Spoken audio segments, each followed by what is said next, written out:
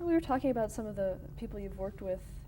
What about Paul Taff, executive producer? Paul Taff Juliana? was head of National Educational Television's children's programming. And he was the one who chose us to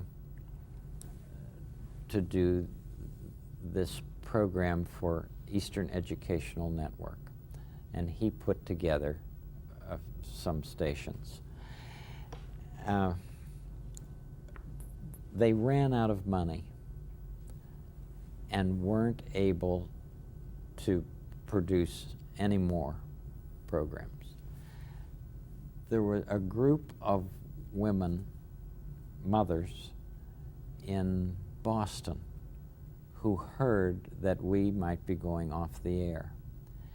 They marched door to door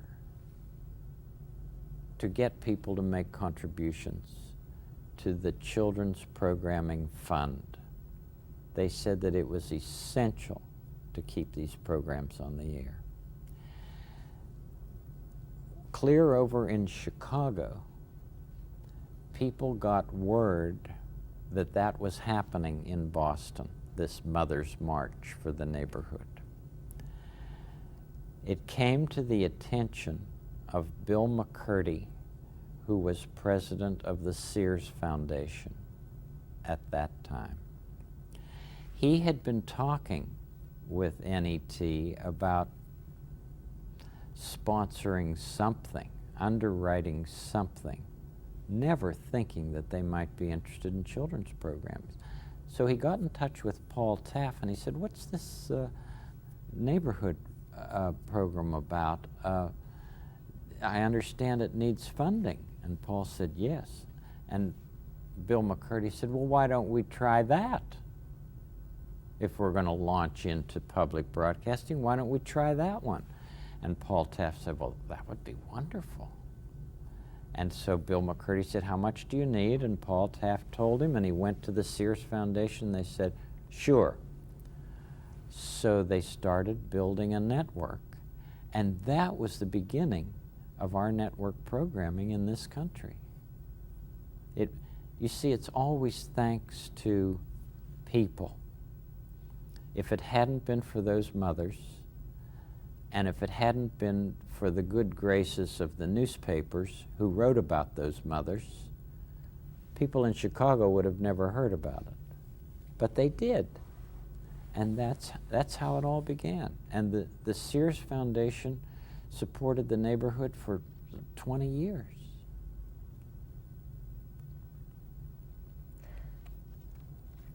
In 1975, the production ceased temporarily. That what? The production of Mr. Rogers ceased for 4 years. Is that true? I don't remember. Okay. Now David will know. You'll have lots of people who can give you the facts. How many shows do you currently do? We've been doing 15, which would be 3 new weeks each year to add to the library. How many programs do we have? 750 or 800? Or so if a child should watch a program, it takes, what, 250 programs a year broadcast? About that. If a child watched a program today, he or she might not see that program for two more years. So there are a lot of programs. Are there programs that you wouldn't want to re-air? Or pretty Well, much there's one we have to do over right now, as a matter of fact. Somebody gave me this cute little flashlight, at least I thought it was. Turns out it's a laser pointer. And somebody wrote to us and said, "Do you realize that that could be harmful to people's eyes?"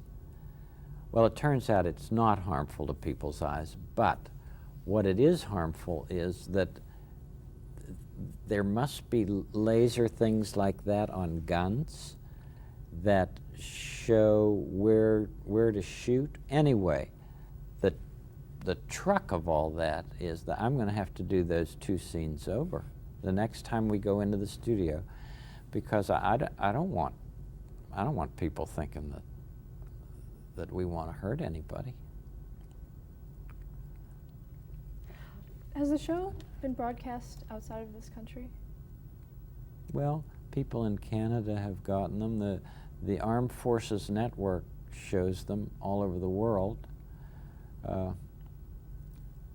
I was in a restaurant one time, and this man came up to me and said, "You speak very good Chinese." And I said, "Oh, I wish I did." And he said, "Well, Chinese that come out of your mouth is very good." And I said, "Well, where did you see it?"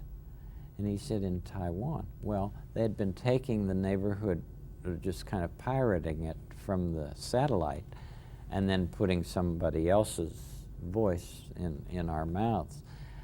And you know me, I'm glad if people can use it, but I want to be sure that what's coming out is what I said originally. Yeah. Did you check it out? They did check it out, and I think that that PBS didn't allow it. But boy, if people want to use our work, wow, I'm all for that. But you know, stick to our premise. Talk a little bit about your trip to the Soviet Union in 1987. Well, there's a woman in the Soviet Union who did a program. Her name was Tatiana Vedeneva. She did a program called oh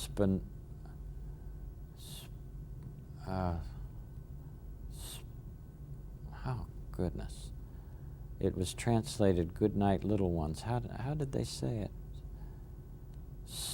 But no, Malachi was little ones. Any rate, maybe it'll come to me. But she invited me to be a guest on her program. And I said that I'd be glad to come if she would return the favor. And she said, okay. So I went over, and I was a guest with her. And we took a film crew and showed that whole visit and all around Moscow. And then when she came here, she was just lovely. She'd never been to the United States before. And Spokojnej noci Malachi. I was hoping it would come. Spokojnej noci Malachi. Good night, little ones. So that was when it was called the Soviet Union. And so we wanted to rebroadcast those programs recently, and so what we did was to redub my voice saying Russia when I was saying the Soviet Union. So we tried to keep that in the library, the working library. Talk about family communications and how that started. Well, it started with my face on the side of a milk carton. I woke up one morning and I was an employee of WQED up until then. And I woke up, and here was the milk at the door, and my picture was on the milk carton. And I didn't know anything about it. And I was advertising something or promoting something that the station had just, didn't bother to ask me. And I thought, well, I think that now's the time for us to have our own nonprofit corporation. So much of the money that was coming to make the neighborhood was being used for administration, that I felt that we could be better stewards with that money if it came directly to us. And so we formed Family Communications Incorporated in 1970, and we rented, from then on, we rented our offices and the studios and all of the other facilities that we needed at WQED. And it's turned out to be fine. I mean, we're tenants, if you will, rather than employees. And so all of the neighborhoods come under Family Communications. We have the copyrights to all of the neighborhoods. And all of the other projects that we do, such as the Safe Havens project and the What Do You Do with the Mad That You Feel project. And these are projects that others can tell you a lot more about than I. But they're training projects for teachers mainly. What about some of the other productions the company has done? Old Friends, New Friends in '78? Mm-hmm. Old Friends, New Friends was a series that I just wanted to talk with people that I thought were interesting. And we visited a lot of different people all over the country. I enjoy talking with people. I'd much rather listen, as I've told you. And so I felt that it was engaging anyway. And then we did the Heroes programs, Mr. Rogers' Heroes, in which I talked with people who I thought were doing important things with children and for children. They should be in the archives somewhere. At least some of them. This isn't about Family Communications, but you appeared on Dr. Quinn, Medicine Woman, Yes. as a guest. Can you talk a little bit about that? Well, Beth Sullivan and my wife met at some awards ceremony. I wasn't able to go. It was in California. And Joanne said, well, I'll go. And so Beth was there getting an award for Dr. Quinn, and Joanne was going to get one for the neighborhood. And she went over to Beth and said, you know, your program's the only one Fred'll watch. And Beth said, do you think he might be a guest on the program? And she said, you could always ask him. He hasn't done that before, but you could always ask him. We've become great friends. Beth Sullivan is a wonderful producer. Her standards are very high. And Joanne and I are the honorary grandparents of their twins. So there need to be more Beth Sullivans in this industry. More people who really care about producing programs of value. When she heard that CBS was going to cancel Dr. Quinn, she asked why, because they were leading the what do you call them, the percentages or something of the evening. And Mr. Moonves simply said, I want urban, male, and young. And Dr. Quinn is not any one of those three. What was your role in that show? What did she have for you? I was the minister's teacher who came for a visit. There's a minister on the program who ends up being blind, as a matter of fact. But in this particular program, his old mentor comes, and that was I. They were wonderful people, oh my. But talk about taking a long time to make a little bit of time. It took the whole day to make 5 minutes. You often, when you're speaking, you ask people to take 10 seconds and think about the people that helped them along the way. Mm-hmm. What kind of reactions have you gotten from that? Just wonderful. I think silence is one of the greatest gifts that we have. You know, here I've been talking with you for hours, and I think that if I would just stop, there would be a chance for people to think, what's going on? And maybe go deeper within themselves. I started this gift of silence in a commencement speech, I believe, quite a while ago.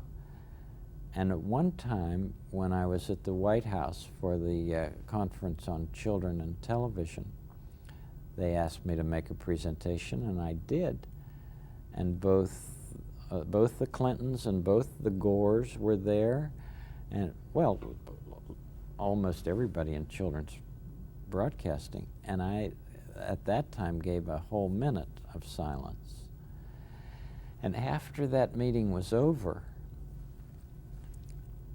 I was walking out, and one of the guards, you know the military guards at the White House, all in white and gold, one of the guards came up to me and said, "Thank you, Mr. Rogers." And I said, "Well, for what?" And he said, "For that silence." And I said, "Well, who did you think about?" Because I said, "Please take a minute to think about those who have helped you become who you are." He said, "I thought about my grandfather's brother, who just before he died took me to his basement and gave me his fishing pole."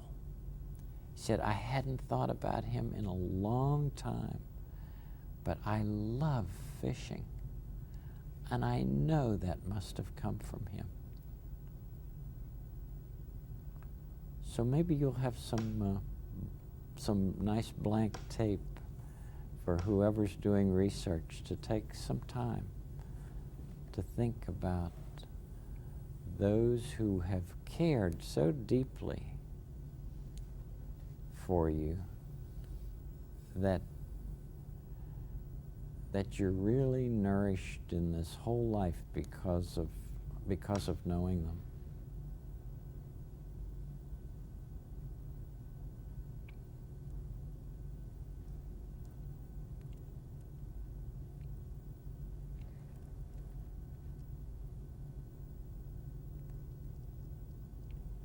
Who do you think about? Well, it's not unlikely that I would think about my grandfather McFeely and my grandmother and my parents and Jim Stumbaugh, and then those who are still living, who the people that I work with. You know, when I pray in the morning, there's such a long list of people. It would probably take 3 legal pads of paper, single-spaced, to tell you all the people who mean so much to me in this world and in the world beyond.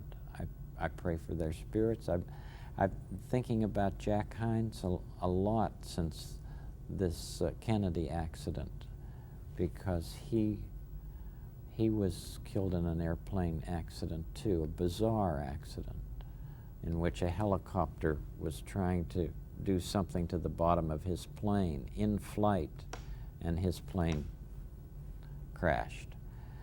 But you ask about the beginnings of Family Communications. He was on our very first board and loved the work that we did. We have a wonderful board of directors now, and always have had.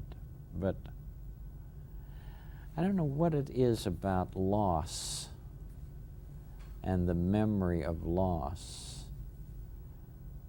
that can help people go deeper and deeper within themselves.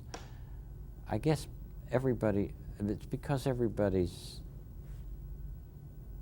it's because nobody is immune to loss. And you know, I've had people walk up to me after we taped that segment in New York with Maya Lin. I was walking down the street in Manhattan, and people would walk up to me and just not even stopping, just would say such things as, "Thank you for my childhood."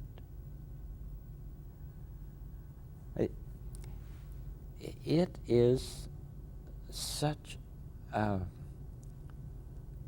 such a fabulous thing to walk through this life with this face. The things that people have such trust that I will respond in a caring way that, well, how can I say how grateful I am for what I've been able to do and be? How can I ever express my gratitude enough?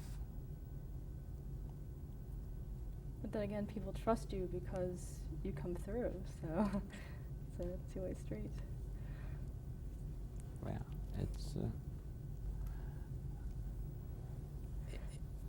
it's a gift.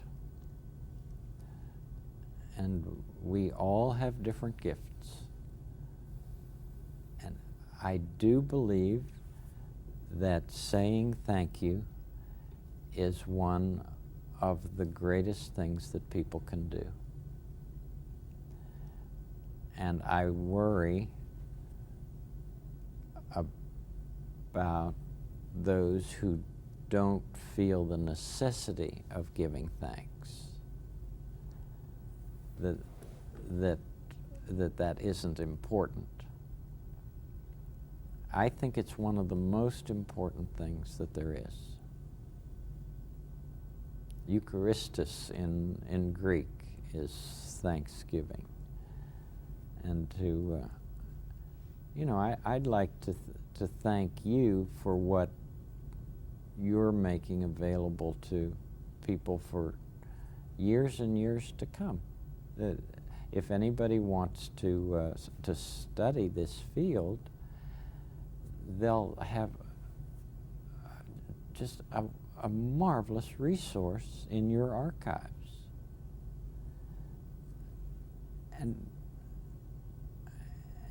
And something had to prompt you to invest so much of yourself in this project. And to be able to recognize that and to give thanks for it, well, I'd just like you to know that I do. Thank you. What has been your greatest challenge?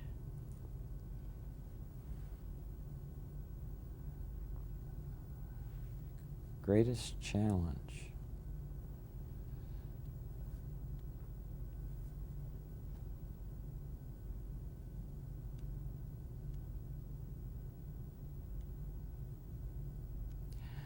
I suppose to walk through the door and sing "It's a Beautiful Day in This Neighborhood" when I have had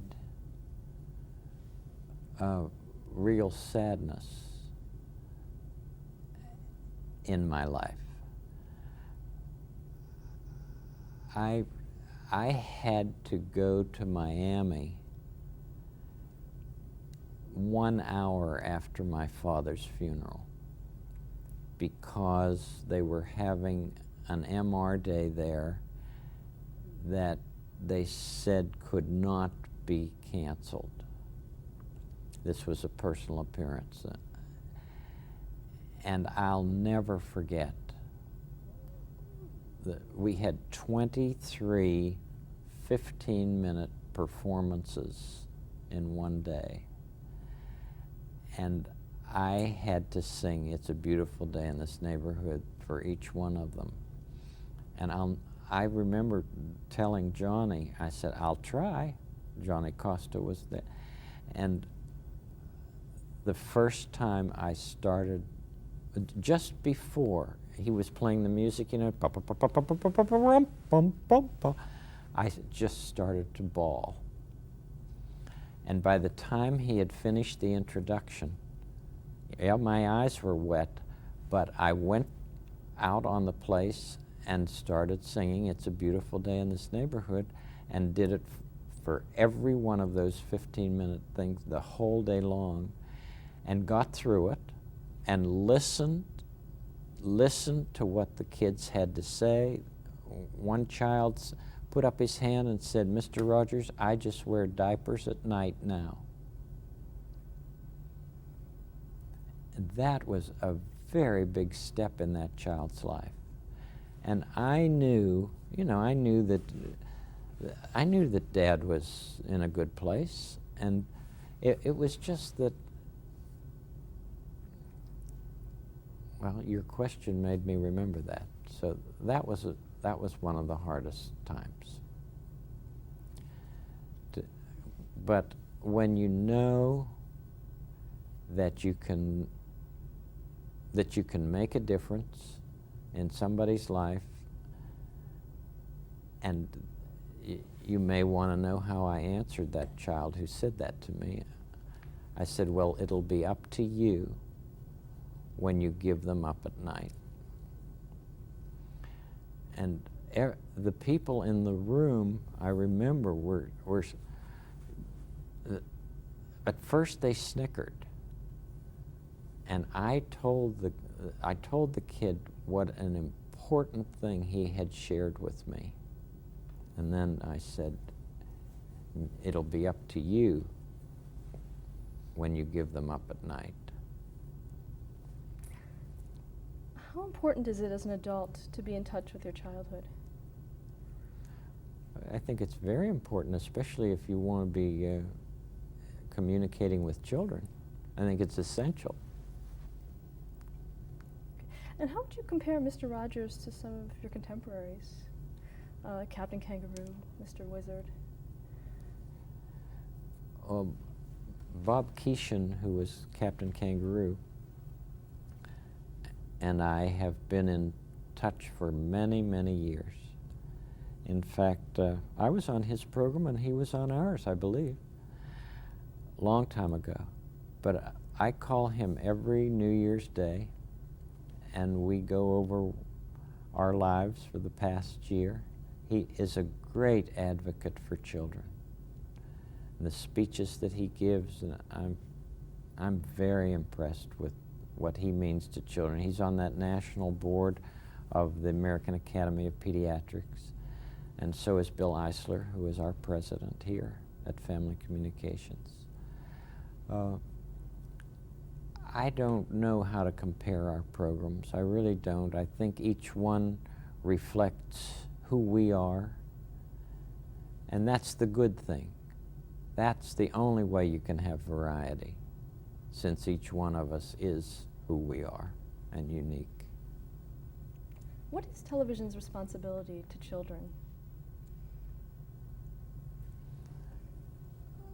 To give them everything that we possibly can to help them grow in healthy ways, and to help them to recognize that they can be angry and not have to hurt themselves or anybody else, that they can have the full range of feelings and express them in very healthy, positive ways.